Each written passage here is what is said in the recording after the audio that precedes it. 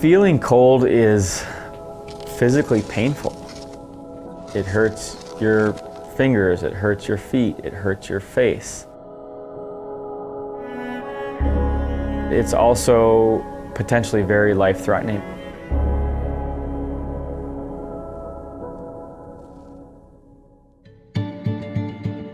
My focus really is anything cold. So if there is ice or snow or a cold breeze, I want to go there. But I've focused mostly on the polar regions, both in the Arctic and Antarctic. Only 48 people have completed the unsupported, unaided expedition to the North Pole, compared to Mount Everest, where 6,000 people have summited. It's the most difficult expedition on the planet to a place that few people understand. A lot of what we see on an expedition to the Arctic Ocean is nothing. It's like being on the inside of a ping pong ball, basically. You can't see any sort of differentiation from the sky to the horizon to the snow surface.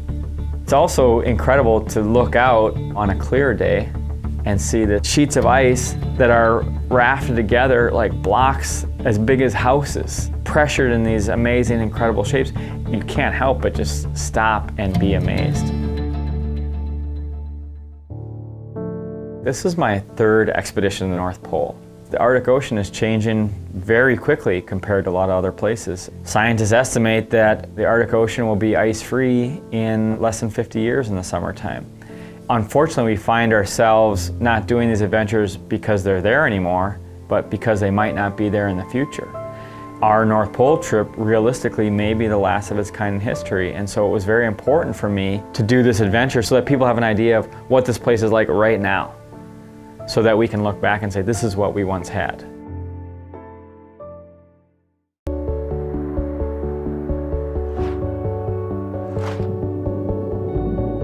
These organisms are beautiful and iconic. There's certain types that are present nowhere else on Earth.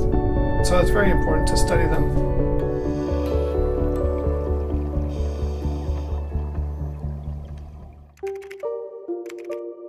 My name is Drew Laura, and I'm the principal investigator on Science Under the Ice. Science Under the Ice is what we've been calling our project, where we've been studying the resilience of organisms, the seafloor organisms, to climate-related changes. And we do science under the ice, literally, by scuba diving under frozen ocean in Antarctica. The most recent trip was to Explorers Cove, New Harbor, which is in the Ross Sea, Antarctica. Our team was 9 scientists and technicians, and of those, 7 of them were scientific divers that dived underneath the ice.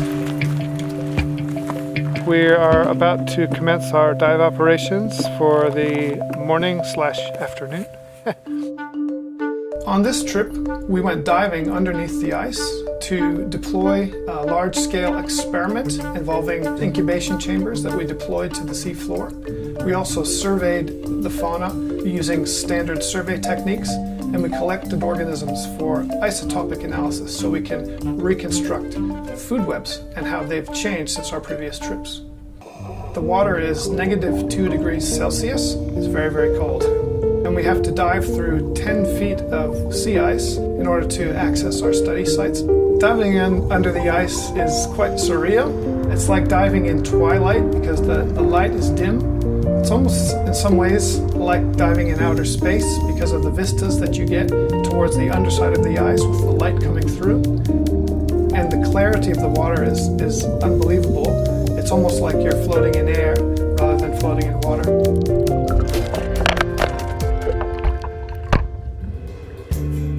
I think documenting what is down there now and how it's changing over time is really important. This year, all of us were struck by just how quickly things can change, and it shows just how there is essentially climate models that are predicting changes in sea ice conditions. Science under the ice is pretty extreme. It's hard to keep the heat up in the huts because the Sigma stoves are not working that well. That being said, the divers love diving under the ice because of the beauty and the unique experience that it provides. The Ultra 6633 is a 352-mile-long race across the Arctic. It's cold. It didn't really get above minus 45. It's long. I think that took me 150 hours. And most people don't finish it. This is Dave Barrage. He lives on the Isle of Wight. It's a small island off the south coast of England. And last year, he won the Ultra 6633. So I'm talking to him about what it feels like to race across the Arctic. A typical marathon is 26.2 miles long, so this is like 14 of them back to back. The distance is isolating. You're on your own for like 2 days at a time. And with negative 45-degree temperatures, it feels even longer. Everything up there is big. There's just nothing to gauge distance by. There's nothing to judge anything by. You can see nothing but white. So you start to think, am I asleep? Or am I dreaming this? Or am I actually moving? It's like being in a painting. It took Dave 6 days to finish the race, and he only slept a total of 10 hours. It's that exhaustion, he says, that causes you to lose your mind. Your mind just starts imagining all sorts. I went through an avenue of trees and I thought I was going through a disco party, and every time I approached somebody, they stopped talking and just looked at me. But you can't stop. You've got to keep moving. You think, what on earth is that coming towards me? And you know, within 2 minutes you're shivering. You shouldn't have stopped to look at something that's not there. I achieved what I wanted to achieve, and I finished it, and I'm very grateful and very lucky to have finished it. Of all the races I've done, it's one of the most mentally challenging races out there, and it's probably the race that commands the most respect.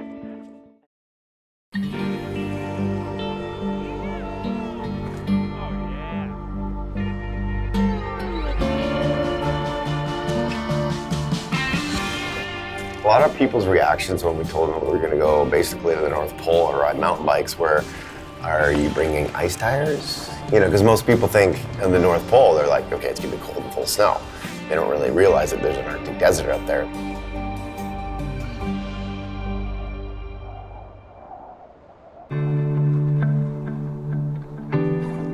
My name is Darren Bearcloth. I'm from Vancouver Island, British Columbia, and I'm a professional mountain bike freerider.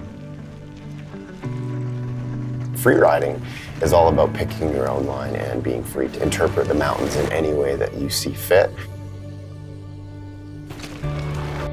Thinking about starting on the horizon right there. It'll be like a drop onto a rock slab. The reason that we chose Axel Heiberg Island was because the lines were massive. It trumped anything that we ever ridden before in terms of height and just sheer scale. All right, boys. All right. Yeah, boys. Epic time. One of the hardest parts about that whole trip was just its remoteness and how far it was from civilization. If something goes wrong, we were about 12 hours away, in the best case scenario, from any hospital or serious help.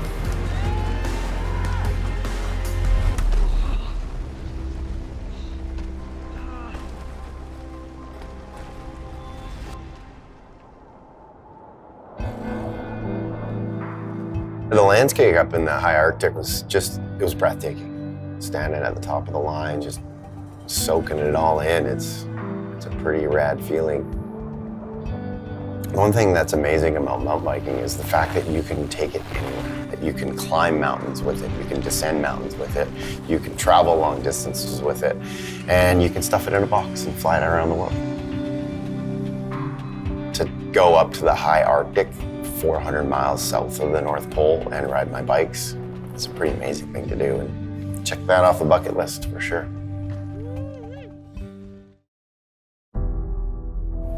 Kiting does feel like flying because sometimes we actually do leave the ground and actually fly through the air. The feeling when you're riding behind a snow kite is unlike any other feeling in the world. Just total freedom. It's a combination of feeling like you're flying or gliding across the ground with no resistance, no effort, and just a ton of wind in your face.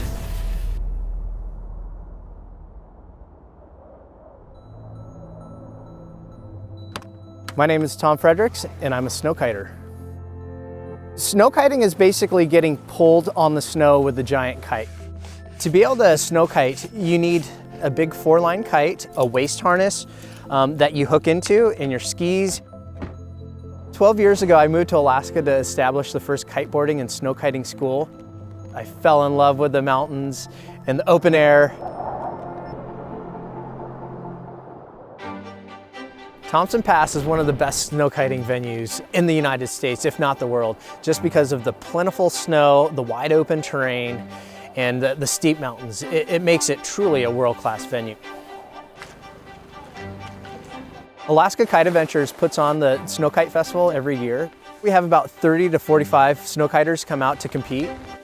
At the Snow Kite Festival, we offer clinics, races, and competitions, and also a community forum for us to exchange ideas and teach the public about snowkiting. I think snowkiting is so unique as a sport because it's been overlooked for so many years. It has a small group of passionate followers. The snowkite community for me is so important because it is a legacy that I helped start, and to go from seeing like 2 or 3 people when I first moved up here 12 years ago to about 200 people snowkiting in Alaska, that's super important.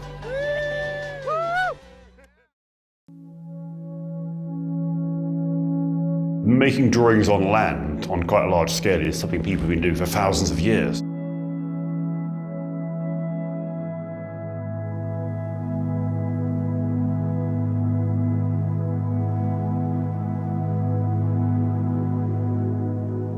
I'm Simon Beck, and I make drawings in the snow.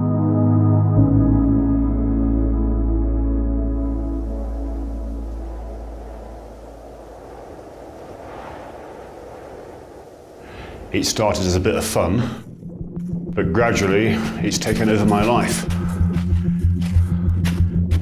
A ballpark estimate of footsteps, about 5,000 steps in an hour.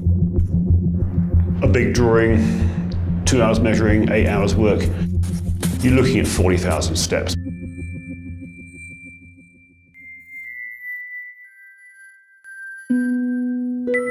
I started doing it as an easier alternative to hiking up the mountain when I wanted some exercise.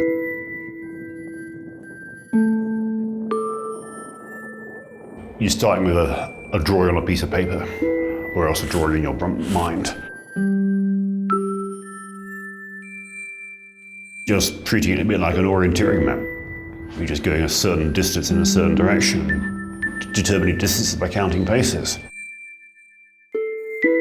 It's a very physical exercise. It's equivalent to a long day's walking in the hills when you make one of these big drawings.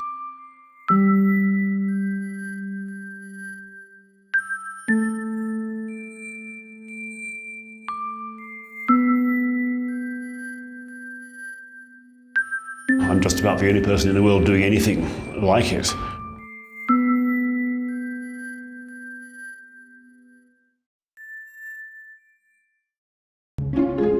In the cold white north of Minnesota, there's a place that will get you warm after a long day on the ice.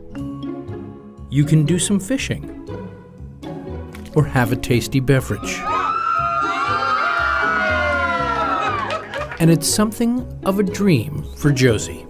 I've always wanted to own a neighborhood bar, and we finally do. Mine's just sitting on a frozen lake.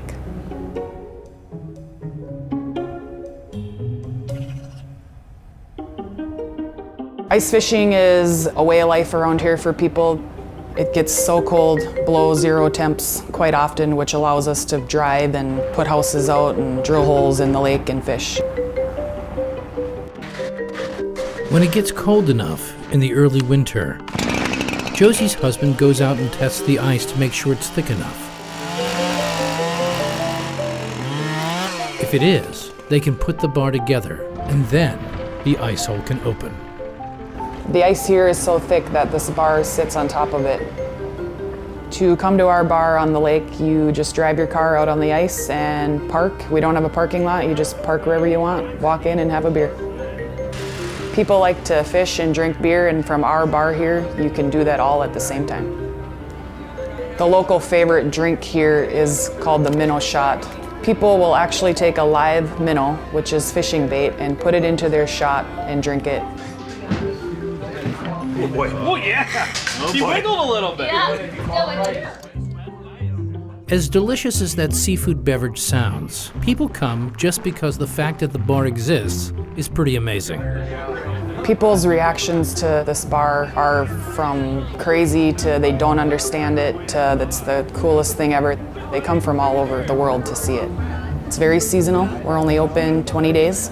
If you're ever near Lake Lida, drive out on the ice, park, come into the bar and grab a pull.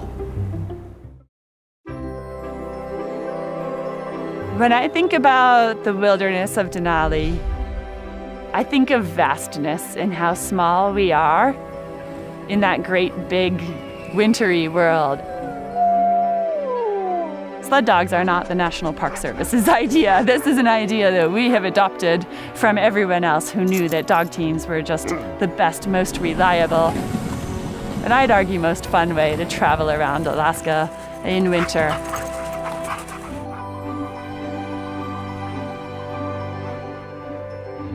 So I'm the kennels manager in Denali National Park and Preserve, and I'm in charge of the only sled dog kennel in the entire National Park Service.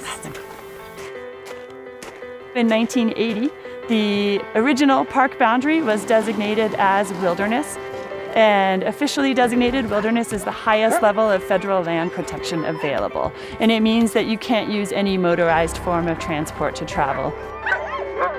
It's all going to be through non-motorized transport. So dog teams, skis, snowshoes, anything like that. Let me see your teeth. These dogs are all Alaskan Huskies, born and raised for thousands of years to live in the harsh winter conditions of Alaska and to want to run and pull a sled. Ready? Asking me my favorite dog is like asking a parent their favorite child. It's not possible to answer that question. They all win my heart in some way or another. These guys are amazing. They bridge the gap to the wild. I think the dogs are just an incredible invitation and inspiration for our visitors. We're all a part of this wilderness. We're all a part of this place, and it has so much to offer us if we're willing to go out and be challenged by it a little and immerse ourselves in it.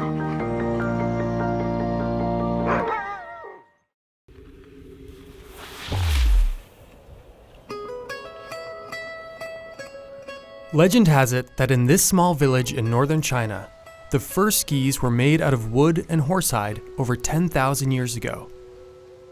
And in these mountains, some villagers still use these ancient skis. This great big story is inspired by Genesis.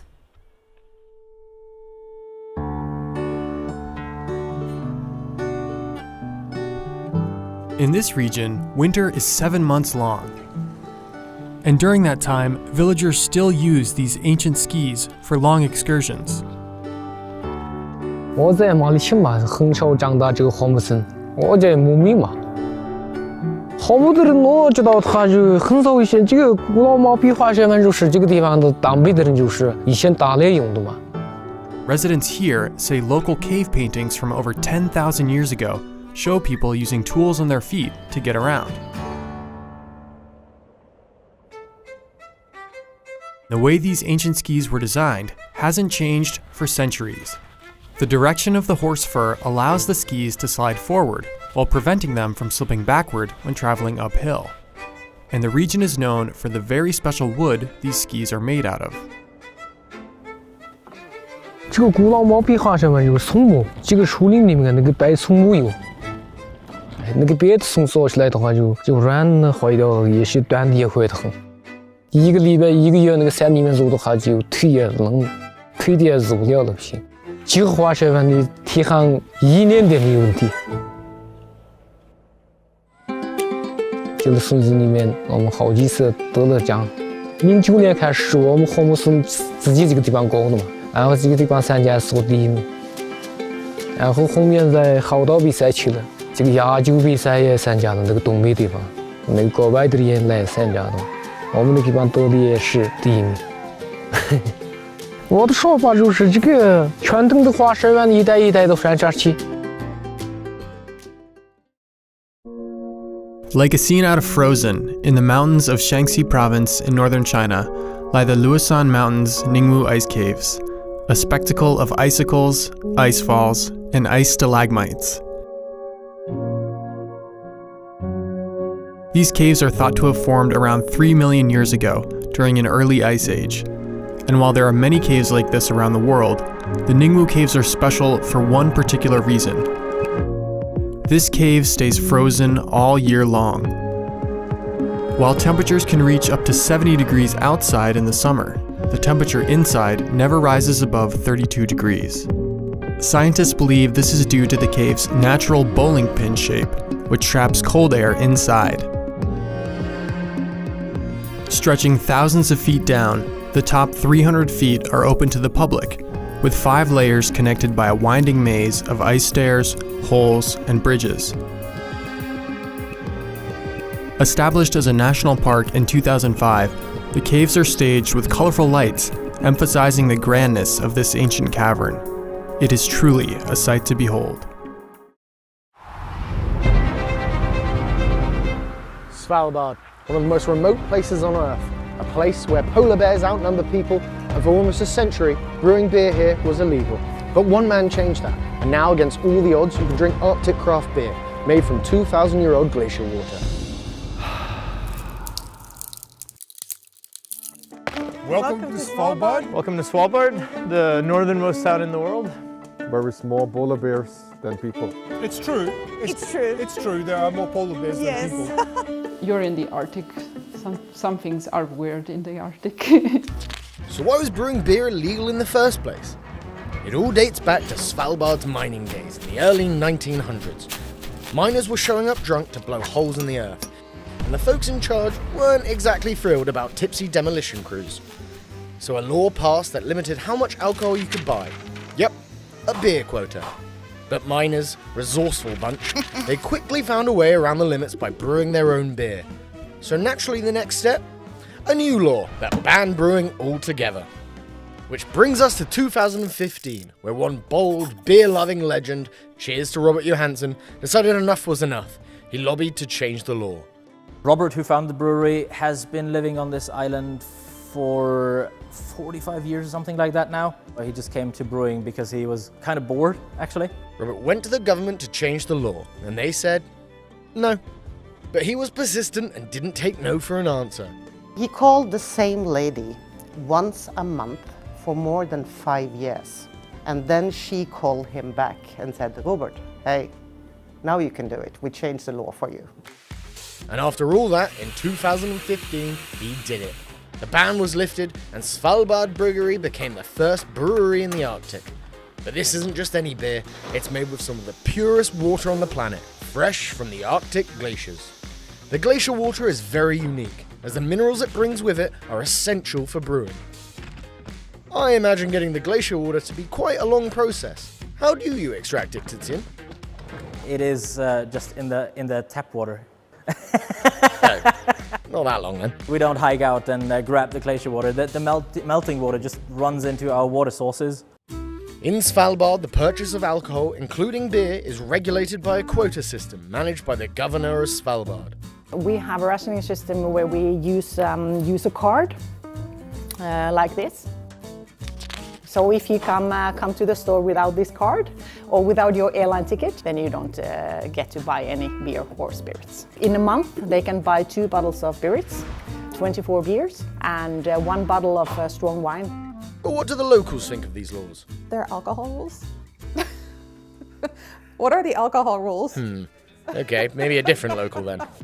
It's a little bit strange. It's kind of weird, especially if you know the background of that. It is kind of funny when you tell people that you need like a card to go buy beer. I think helps a lot with people not being just at home depressed, drinking themselves to death. No, the rationing of beer does make people party differently. Maybe it even gets the people partying crazier. Sounds fun. What's the drinking culture like? We have 50 nations up here. I think it's like 52 currently. And every nation kind of has their own drinking habit. It's a big pub culture here. All these drinking cultures like clash up here together. And since you have a lot of like international friendships arising out of that. We all are proud of having a locally producing brewery up here. I like the local beer. It's a little strong. It kind of like gives the town also something from itself. We have our own beer. You know, for people who really appreciate a good beer, they can come here and they can have something that's only available here. Yeah, the drinking culture up here is very interesting. This is the story of a fairly unremarkable building, perched in the middle of nowhere. It was once a school, then a church, then an airport terminal, and now, somewhat remarkably, it is the seat of fine dining at the end of the world. Welcome to Husset. In a place so barren it's officially classified as a desert, they've turned Arctic hardship into haute cuisine. Seal would be the most surprising ingredient. When you eat a piece of seal, it's dark, it's black, the blood is disgusting, it smells terrible, it's fatty, it's horrible. But the way they cook it, that's amazing. Meet our sous chef Megan, whose job it is to craft visual masterpieces in a land where the weather is so extreme it cools all the shots. Running a restaurant in Svalbard is a bit different than other places because we are very remote. When there is avalanche risk, the restaurant is closed. When there is no more water pipe are frozen like last year, restaurant is closed. Sometimes you go to the supermarket and there is no eggs or no milk or no potatoes and you have to serve fries to guests. Then you find solution and yeah, we have to adapt. In these remote corners, logistics dictate everything, so the menu leans heavily on whatever local animals are available. We work with some local hunters, but when they are hunting, they need to hunt outside, far away from town, so they need to build all the animals by boats and transport here at Husset. They even used to eat polar bears here.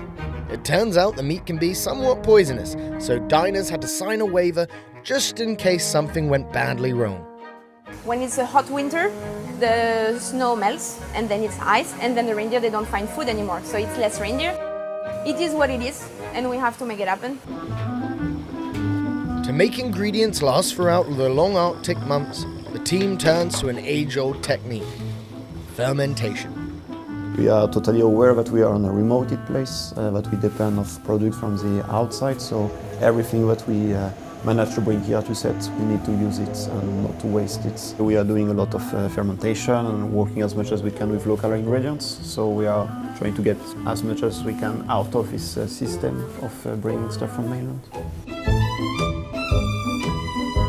We play it on stones, on bones, on antlers. People don't come in Svalbard for so long, they come for a few days. So they have to see whatever we can do. Fermentation-wise on the Scandinavian way, we ferment, we preserve, we cook by the fire. You need to have a lot of things from the freezer for the preservation, from everything. And for the vegetable, it's what the Scandinavia can bring us. While delivery is a constant challenge, storage isn't. Over time, they built a wine collection that's over 20,000 bottles strong, the biggest collection in Scandinavia. In this harsh Arctic environment, retaining staff is one of the toughest challenges the restaurant faces. Not everyone wants to live here. After one season, not everyone wants to stay. So it's hard to keep the people, to make them stay in this Arctic environment. It's definitely not an island for everyone to live in. Dark season can be very tough mentally. Midnight sun as well, because you have daylight all day long. We always pick the staff, we show them around, we offer them a lunch, so we spend as much time as possible with them at the beginning. Despite all its hardships, Husset remains a beloved destination for both locals and tourists alike.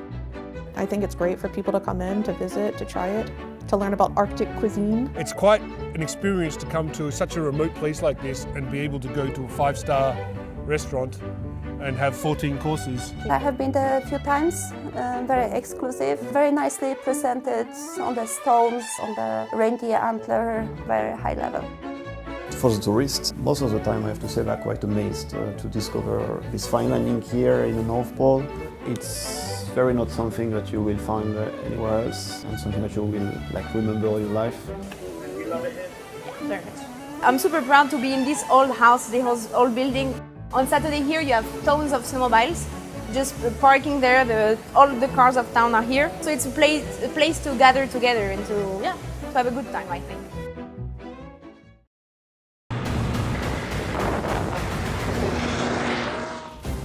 At the edge of the world, snow isn't just snow. It's alive, shifting. One wrong move and the mountain takes everything. Welcome to Svalbard, one of Earth's harshest places. Winter drops to -30, summers barely rise above freezing. 4 months of darkness smother these islands. Outside this lone town, there are no roads, no villages, only wilderness. This is the man who guides skiers through this frozen maze, where every choice could be his last. This isn't just guiding, it's survival. This is where I feel most alive. Stick with us to learn how to stay safe and prepare for these dangers.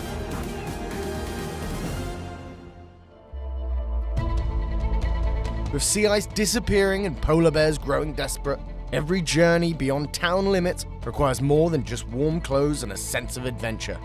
It requires training, vigilance, and a loaded rifle. You always have to be aware of polar bears. In town, you're just allowed to carry a rifle with an open chamber and no magazine and no bullets inside. And if you go out for a trip, you have to leave town and then you should half-load your rifle, because if you need a rifle for a polar bear encounter, you should be ready all the time. If you see a polar bear and you're a bigger group, you should gather together and make a lot of sound, little noises, like clapping in your hands, screaming. The next step is you take out your flare gun and you shoot in the air. And if the bear still wants to go for you, then you have to take the rifle. Back home in Austria, I'm a glaciologist. Here on Svalbard, I do guiding. I do Arctic guiding, mostly skiing, ice climbing and snowmobile driving.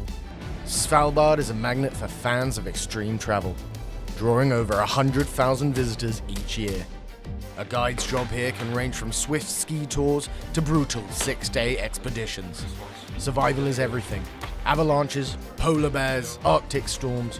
One slip and it's over. This is the avalanche beacon, okay? You have to wear this underneath your jacket. Yes, you see? Now I found you. Nice. Cool.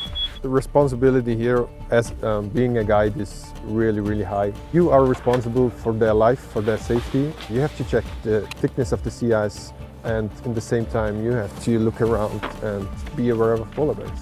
As a guide, you get the training to do that, but you have to be focused all the time.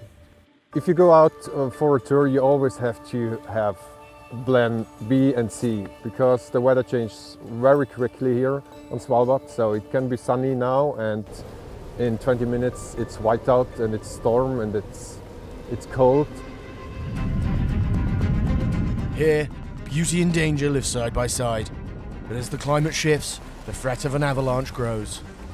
We went out for skiing on a private trip. While I was skiing down, I knew maybe I would trigger this avalanche. I was calm because I'm in a safe position, so the avalanche was 200 meters next to me going down into a bowl. But for my colleagues, they chose probably not the best spot for waiting for me. And they had some, let's say, rush to get out of the runoff zone. This is probably the worst place to get into an avalanche here. Even a snowmobile ride here can turn risky. One wrong turn and you're on thin ice, literally. We want to go to the other side of the sea ice on snowmobiles. For that, you have to check the thickness of the sea ice every 100 meters. You drill into the ice and you just want to know how thick it is. You don't want to break into the sea ice, because this is probably the worst thing that could happen here on Svalbard. Worse than a polar bear attack? Yes, it takes longer to die. While I was skiing down, I knew maybe I will trigger this avalanche. Of course, you can't leave town without a guide and a weapon. Polar bears can be anywhere. If they are really starving, they also go for human. Then you have to take the rifle. Imagine a place where polar bears outnumber people, the sun disappears for months, and winter bites harder than anywhere else on Earth. Welcome to Svalbard, a part of the Arctic Circle and holds the northernmost town in the world. We bring you 5 reasons it's one of the most extreme places you could call home. Let's start with number 1, polar bears. That's right, over 3,000 of the world's largest land-dwelling carnivore calls this place home, and they aren't as friendly as they look. You always have to worry about polar bears just walking down the street. What we see now on Svalbard is there's the first generation of polar bears going for land-based animals and not for sea-based animals anymore. They need the sea ice to hunt seals. And if there is no sea ice, they are pushed towards the land and they go for birds, for eggs. And if they are really starving, they also go for humans. And because of these adorable death machines, people actually have to be prepared, which leads us nicely onto number 2, carrying a rifle at all times. It's not for show, it's for survival. Even a quick walk to the shop might mean slinging a rifle over your shoulder, just in case one of those polar bears decides to say hello. Of course, you can't leave town without a guide and a weapon, because polar bears can be anywhere. We are very high up in the Arctic here. It's always a question of safety first. What do you actually do if you see a polar bear? You should be ready all the time. If you see a polar bear and you're a bigger group, you should gather together and make a lot of sound, noises, like clapping in your hands, screaming. The next step is you take out your flare gun and you shoot in the air. And if the bear still wants to go for you, then you have to take the rifle. I wouldn't want to come face to face with a polar bear, but that's not the only danger. Number 3, avalanches. The mountains looming over town aren't just scenic, they're deadly. Avalanches have destroyed homes and even taken lives. A constant reminder that the landscape is unstable and merciless. In 2015, a major avalanche killed 2 people, a lot of houses, and resulted in that we now have this system of avalanche stopper. It also shaped the way the town looks. We went out for skiing on a private trip. While I was skiing down, I knew maybe I will trigger this avalanche. But for my colleagues, they chose probably not the best spot for waiting for me. And they had some, let's say, rush to get out of the run-out zone. On my commute, I just have to worry about train times. Imagine worrying about avalanches as well. That brings us on to number 4. You can't be born or die here. Wait, what? Let's unpack this one a little. That's right, because of the permafrost, bodies don't decompose. Bearers are banned, and if you get seriously ill or pregnant, you're flown to the mainland. The land itself refuses to keep you. We have limited medical facilities up here, so if someone is seriously ill, they need to go back to the mainland for treatment anyway. If you can't take care of yourself, you will have to go to the mainland, and the governor can actually ship you off the island. Then there's the physical side of burying someone here, and that's the permafrost. The ground is frozen solid here. The permafrost will press things up if you don't bury it very, very deeply. No one plans to die, but you die where you die. And finally, number 5. Here, summer brings 24 hours of sunlight, while winter plunges the town into 24 hours of darkness. Both extremes can take a serious toll on residents. Sleepless nights in summer and endless gloom in winter. It's beautiful, but brutal.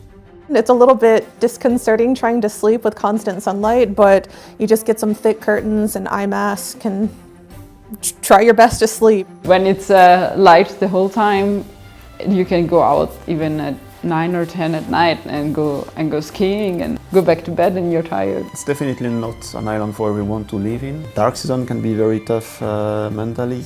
Midnight sun as well, because you have daylight all day long. So these are just a few of the extraordinary challenges and experiences of life in the Arctic. These people seem to love what comes with living here.